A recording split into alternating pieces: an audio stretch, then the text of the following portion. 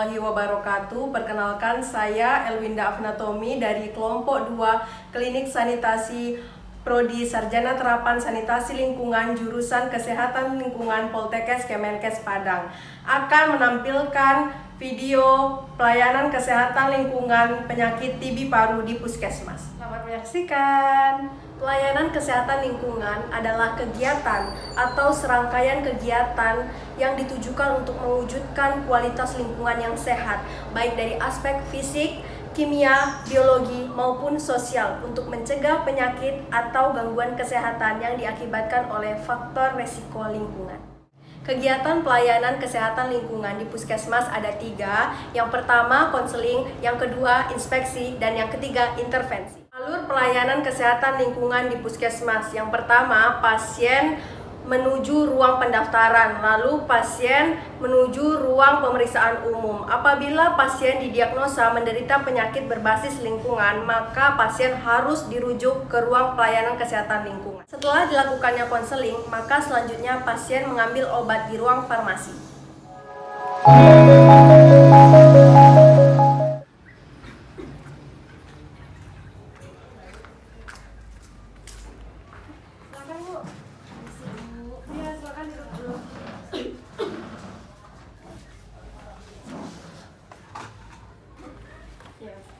Ada bawa kakaknya, Bu? Ada. Sama BPJS sih. Ini siapa yang sakit ya? Anak saya, Bu. Oh, udah berapa lama gejalanya? Udah sakitnya? 2 minggu. Oh, 2 minggu. Namanya siapa, Dek? Aulia, Bu. Aulia ya. Aulia hampir udah 2 minggu, Bu. 2 minggu. Oh ya, nanti setelah ini Ibu tunggu dulu di situ, nanti dipanggil masuk ke ruang pemeriksaan umum ya. Oke. Bawa nomor antriannya ya. Terima kasih, Bu. Ya, Bu.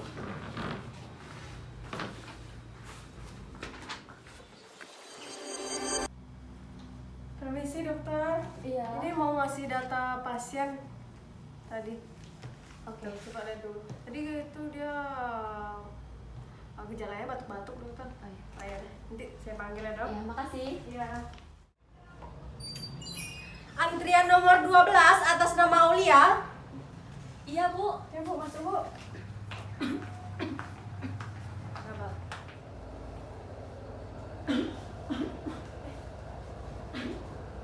Ya, Bu, silakan duduk dulu.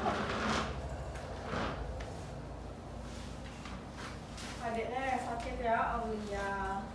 Jadi ini gejalanya udah 2 minggu ya, Bu ya.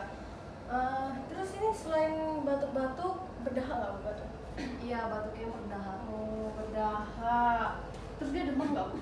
Iya, demam. Badannya panas dingin gitu, apalagi kalau udah malam hari badannya panas banget. Oh, iya ya. Badannya lemas, Dek?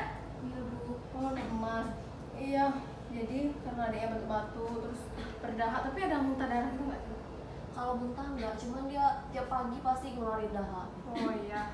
Jadi karena udah ini 2 minggu baru kan, Bu. Jadi ini untuk sementara kita diagnosanya itu TB paru, tapi nanti setelah ini kita kasih ini botol steril ini ke kakaknya, ke adiknya. Jadi ini kalau nanti dahaknya pas pagi ditaruh di sini, Bu. Nanti untuk pemeriksaan selanjutnya membuktikan dia ini positif TB atau enggak. Jadi dugaan sementara ya TB ya. Kayak ini karena bakteri ini Mycobacterium tuberculosis. Jadi karena ini penyakit berbasis lingkungan, jadi nanti setelah ini adiknya kita rujuk ke ruang pelayanan kesehatan lingkungan ya, Kak ya. Nah, ya, setelah ini nanti diantar oleh kakak di depan ke ruang pelayanan kesehatan lingkungan. Oh iya, lupa ini. Resep nanti diambil di ruang farmasi ya, Kak, setelah ke pelayanan kesehatan lingkungan. Jadi ini abis itu diantar lagi ke sini. Iya, kalau bisa besok, Kak, udah kakak antarkan sini ya. Kasih ya, Kak. Iya, makasih.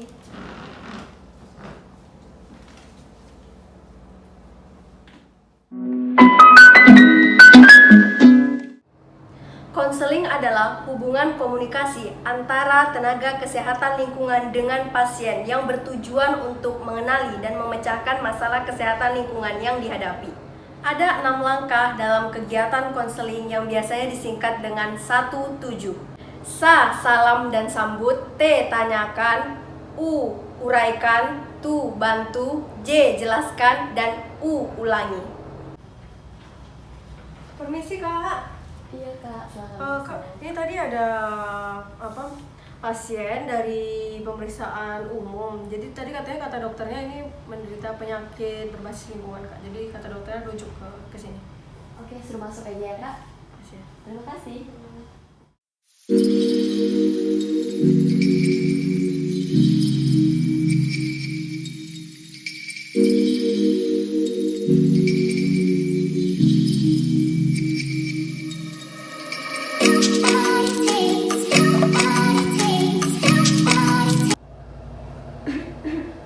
Iya, Permisi. silakan duduk Kak. Silakan duduk. Terima kasih. Maaf ya Kak, saya pakai masker. Iya, nggak apa-apa. Oke, baik perkenalkan saya sanitarian di puskesmas ini. Jadi kan tadi kakak sudah diperiksa di ruang pemeriksaan ya Kak. Adik Aulianya ya katanya, kata adik dokternya menderita penyakit berbasis lingkungan. Jadi dirujuk ke pelayanan kesehatan lingkungan. Jadi pertama-tama saya ingin mengucapkan terima kasih karena kakak sama ibu udah mau datang ke pelayanan kesehatan ini.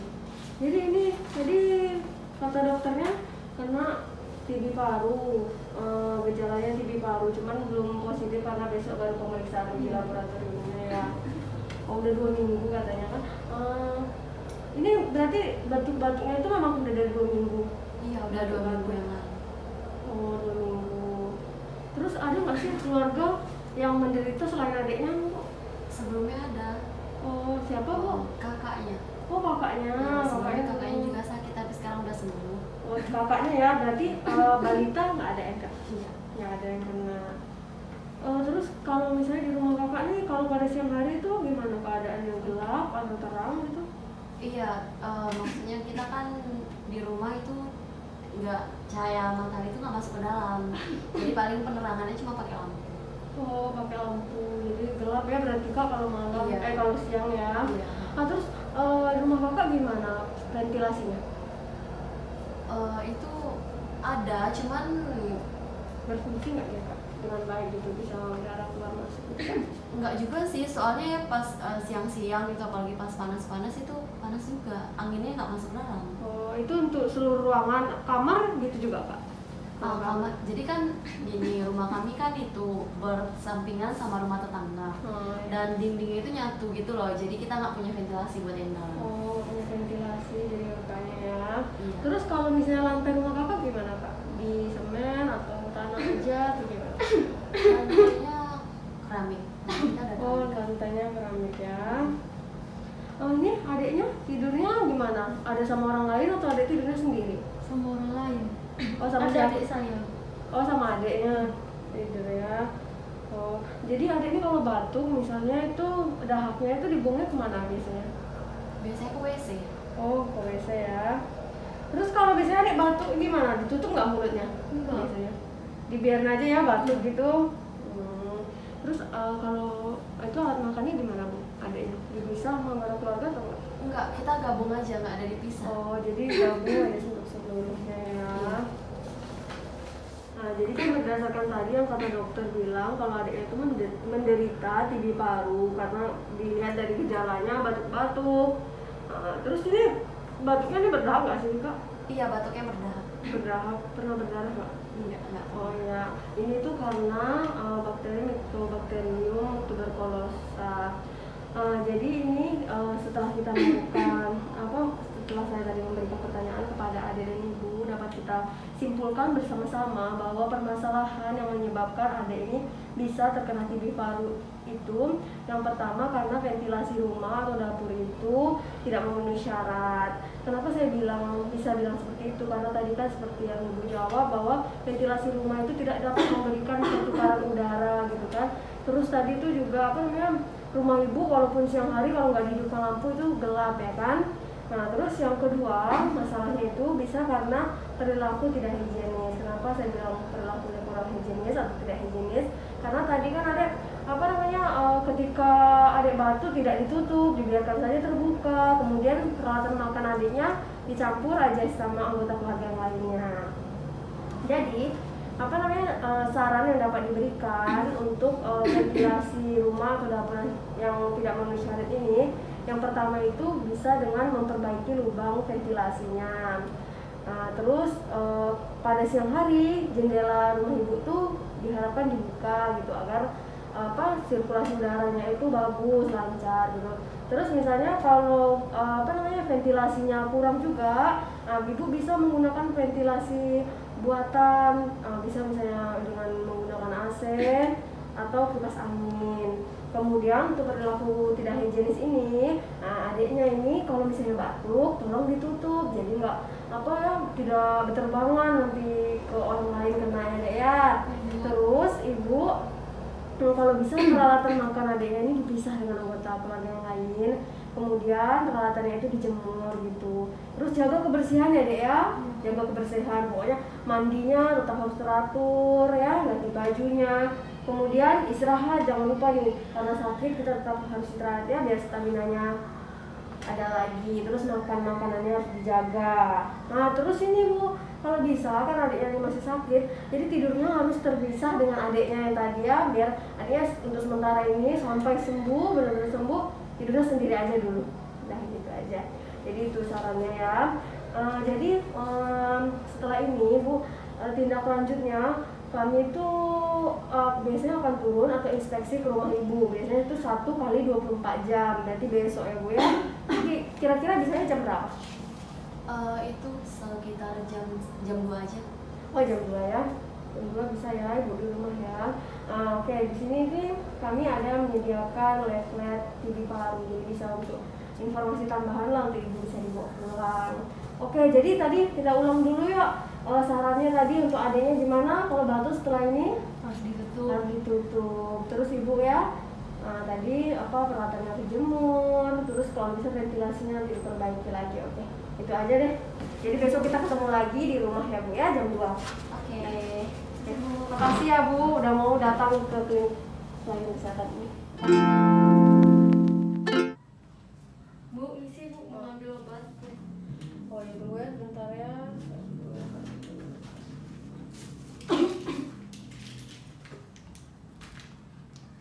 Ini nanti yang untuk 1 kali, jadi sehari 3 kali ya.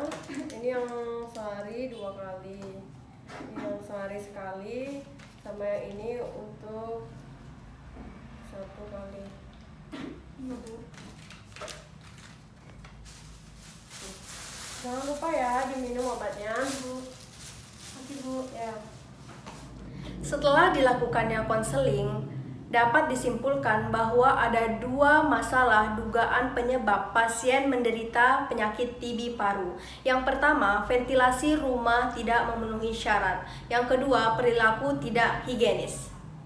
Masalah yang pertama timbul karena dinding rumah pasien dan rumah tetangga menyatu sehingga tidak ada ventilasi. Lalu, pasien jarang membuka pintu atau jendela terutama pada pagi hari. Dan pasien tidak memiliki ventilasi buatan. Masalah kedua timbul karena pasien tidak menutup mulut ketika batuk. Kemudian, peralatan makan pasien tidak dipisah dengan anggota keluarga yang lain. Peralatan makan tidak dijemur. Kemudian, pasien tidur dengan anggota keluarga yang lain. Tindak lanjut kegiatan konseling adalah inspeksi kesehatan lingkungan yang harus dilakukan 1 kali 24 jam setelah konseling dilaksanakan. Inspeksi kesehatan lingkungan adalah kegiatan pemeriksaan dan pengamatan secara langsung terhadap media lingkungan dalam rangka pengawasan berdasarkan standar norma dan baku mutu yang berlaku untuk meningkatkan kualitas lingkungan yang sehat. Ada 4 metode dalam kegiatan inspeksi kesehatan lingkungan. Yang pertama, pengamatan fisik media lingkungan. Yang kedua, pengukuran media lingkungan. Yang ketiga, uji laboratorium. Kemudian yang keempat, analisis resiko kesehatan lingkungan.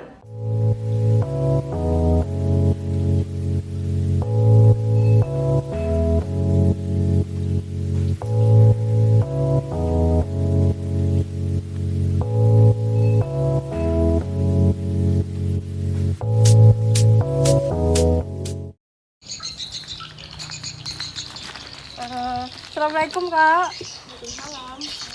Oh iya, sesuai dengan yang kemarin Kak, kita kan udah melakukan perjanjian kan di puskesmas kemarin, kesepakatan bahwa kami hari ini datang ke rumah Kakak untuk melakukan inspeksi.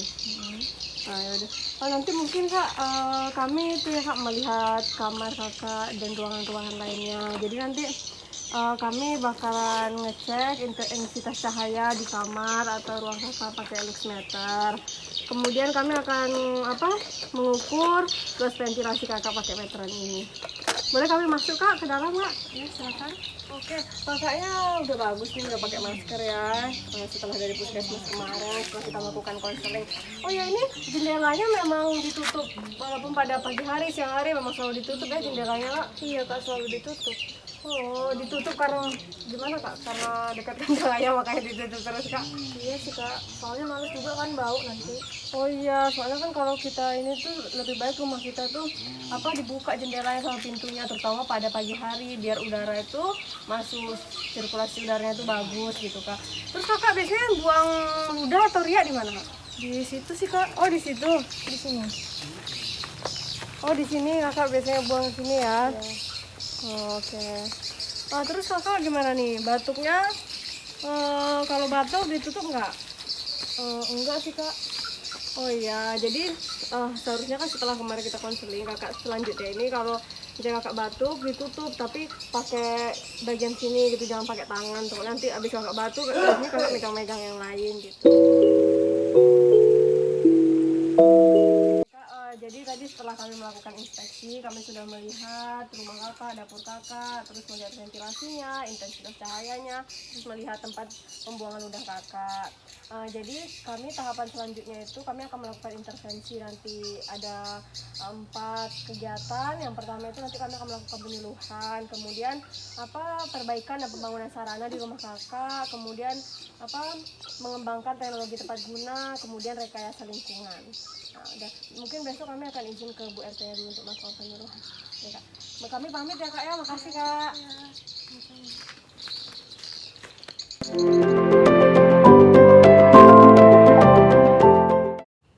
Analisis resiko kesehatan lingkungan ada 4. Yang pertama, identifikasi bahaya. Yang kedua, evaluasi dosis respon. Yang ketiga, pengukuran pemajanan. Dan yang keempat, penetapan resiko. Identifikasi bahaya. Dalam identifikasi bahaya ada beberapa komponen yang harus diketahui. Yang pertama, sumber pencemar, yaitu pasien penderita penyakit TB paru. Kemudian media lingkungan potensi, yaitu udara ambien. Kemudian agen resiko, yaitu Mycobacterium tuberculosis. Populasi penerima, yaitu orang yang kontak langsung dengan pasien penderita penyakit TB paru. Kemudian bahaya kesehatan, gangguan kesehatan berupa penyakit TB paru, konsentrasi menurun, sesak nafas, dan menurunnya nafsu makan. Kemudian konsentrasi agen resiko minimal, maksimal, dan rata-rata. Analisis dosis respon. Dari berbagai literatur diketahui bahwa bakteri Mycobacterium tuberculosis dapat masuk ke dalam tubuh manusia melalui inhalasi atau pernafasan. Bakteri Mycobacterium tuberculosis diketahui tidak memiliki implikasi terhadap kasus kanker, sehingga efek yang akan digunakan pada analisis ini adalah efek non-karsiogenik. Pengukuran pemajanan. Pengukuran pemajanan dilakukan dengan memasukkan masing-masing nilai variabel ke dalam rumus CDI atau intake.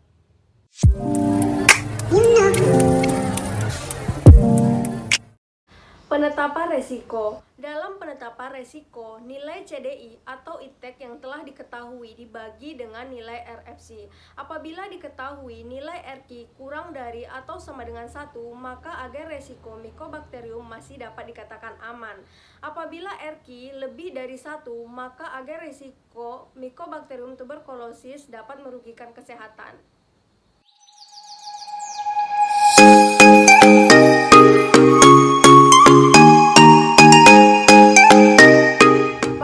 Inspeksi kesehatan lingkungan dilakukan 2 pengambilan sampel. Yang pertama, pengambilan sampel udara ruangan dalam rumah. Yang kedua, pengambilan sampel alat makan untuk uji laboratorium.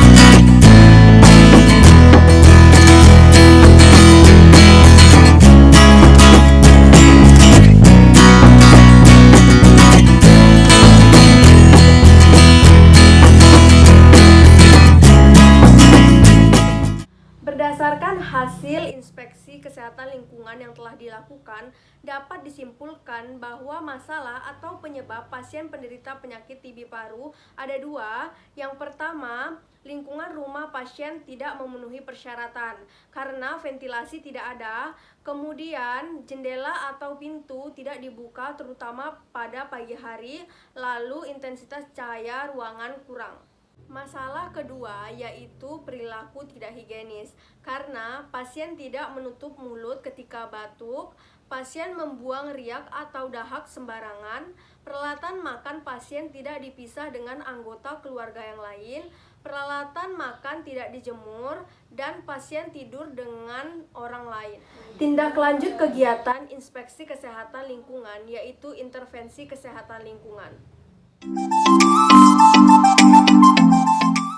Intervensi kesehatan lingkungan adalah tindakan penyehatan, pengamanan, dan pengendalian untuk mewujudkan kualitas lingkungan yang sehat, baik dari aspek fisik, kimia, biologi, maupun sosial.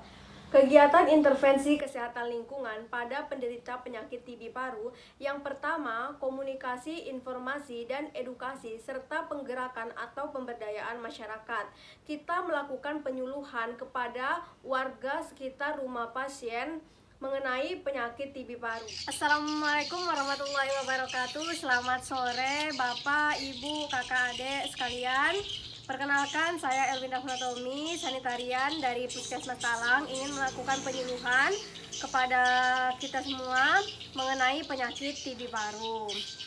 Jadi yang pertama, apa sih penyakit TB paru itu? Jadi penyakit TB paru atau biasanya yang sering kita kenal sebagai penyakit TBC adalah penyakit paru-paru yang diakibatkan oleh bakteri Mycobacterium tuberculosis. Nah, jadi penyakit TBC ini memiliki gejala utama dan gejala lainnya. Yang pertama, gejala utamanya itu kita tuh batuk terus-menerus. Kemudian gejala lainnya itu bisa seperti kita demam, sesak nafas, berat badan kita menurun, terus kadang kita tuh dahak kita tuh bercampur dengan darah. Kemudian gimana sih penularan TB paru itu? Jadi penularan TB paru ini bisa melalui percikan air liur, dahak atau riak dari penderita. Apabila penderita misalnya batuk, bersin, terus percikannya kena kita, itu bisa kita tertular TB paru. Jadi gimana sih kalau kita batuk? Kita tuh ada etikanya. Jadi etikanya itu kita bisa menggunakan masker. Kemudian ketika kita batuk, kita bisa menutup mulut kita dengan bagian siku kita. Jangan pakai tangan ya. Nah, bisa juga misalnya menggunakan tisu. Kemudian ketika kita batuk menggunakan tisu, maka tisunya itu tidak boleh dibuang sembarangan. Jadi tisunya itu harus dibuang ke tempat sampah. Kemudian kita tuh harus rajin-rajin mencuci tangan menggunakan sabun dan harus dengan air yang mengalir. Kemudian mencegah penularan TBC atau TB paru. Jadi kita itu ketika kita telah didiagnosa oleh dokter menderita penyakit TB paru, maka ketika kita diberikan obat kita harus meminumnya secara teratur. Kemudian seperti tadi kita harus menutup mulut kita dengan bagian siku kita, jangan pakai tangan. Kemudian tidak membuang dahak sembarangan. Jika misalnya kita batuk terus tidak ada dahak, maka bisa kita buangnya di jamban. Kemudian ventilasi rumah kita harus terjaga dengan baik. Jadi misalnya setiap pagi itu tuh jendela kita harus terbuka. Jadi itu udara bisa keluar masuk dengan baik. Oke, baiklah Bapak, Ibu, Kakak, Adik sekalian, itulah penyuluhan kita pada sore hari ini. Akhir kata, wabillahi taufiq wal hidayah. Wassalamualaikum warahmatullahi wabarakatuh.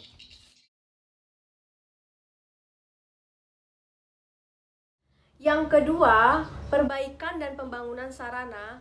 Kita melakukan pemasangan genteng kaca, kemudian melakukan pemasangan ventilasi.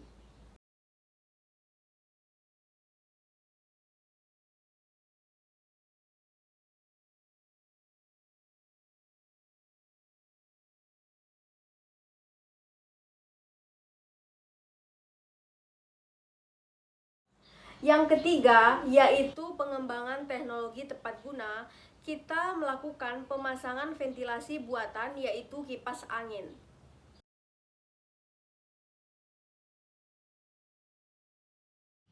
Rekayasa lingkungan kita melakukan secara biologi, yaitu penanaman daun karet kebo. Kesimpulan kegiatan intervensi kesehatan lingkungan ada 5. Yang pertama, penyuluhan tentang penyakit TB paru kepada pasien, keluarga, dan warga sekitar rumah pasien agar mereka mengetahui tentang penyakit TB paru, gejala, dan cara pencegahannya. Kemudian yang kedua, kita melakukan pemasangan genteng kaca untuk menambah intensitas cahaya di rumah pasien. Yang ketiga, melakukan pemasangan ventilasi alami untuk menambah sirkulasi udara di rumah pasien. Yang keempat, melakukan pemasangan ventilasi buatan untuk menunjang penggunaan ventilasi alami. Yang kelima, melakukan penanaman daun karet kebo di rumah pasien. Daun karet kebo ini berfungsi untuk menyerap bakteri Mycobacterium tuberculosis dan zat-zat kimia lainnya untuk mengurangi penyebaran bakteri. Setelah terlaksananya kegiatan konseling, inspeksi kesehatan lingkungan, dan intervensi kesehatan lingkungan, maka selesailah kegiatan pelayanan kesehatan lingkungan penyakit TB paru di puskesmas. Jonathan Swift pernah berkata bahwa kesehatan akan terlihat berharga ketika kita kehilangannya. Oleh karena itu, selalu jaga kesehatan lingkungan dan kesehatan diri kita, agar kita semua terhindar dari segala macam penyakit, terutama penyakit berbasis lingkungan.